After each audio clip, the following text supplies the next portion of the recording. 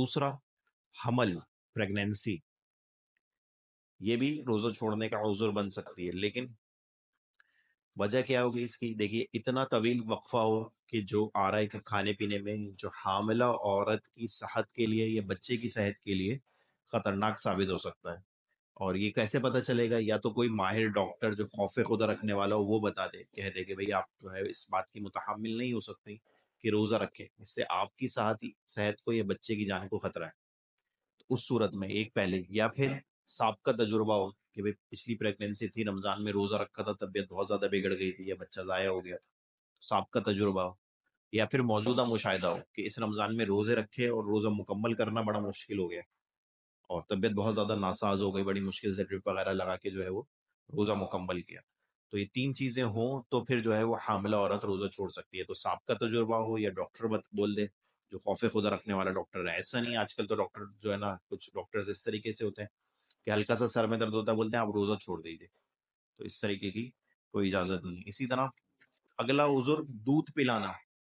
ایسی خاتون جو اپنے بچے کو دودھ پلاتی ہیں وہ روزہ چھوڑ سکتی ہیں، کیونکہ بعض اوقات ایسا ہوتا ہے کہ عورت خود اتنی کمزور ہوتی ہے کہ وہ روزہ رکھ کے دودھ نہیں پلاتے سکتی، یا پھر دودھ ہی نہیں آتا. اگر روزہ رکھ لے گی تو دودھ نہیں آتا. اور بچہ ایسا ہے کہ جو صرف مدر فیڈ پر ہے، ماں کے دودھ پر ہے، اس کے علاوہ وہ نہ ٹھوس غذا لیتا ہے نہ کچھ. 1 سال سے عموماً بچے جو بڑے ہو جاتے ہیں، دودھ پلانے کی مدت 2 سال ہے، تو وہ تھوڑی بہت ٹھوس غذا وغیرہ لینے لگ جاتے ہیں یا فیڈر وغیرہ لیتے ہیں.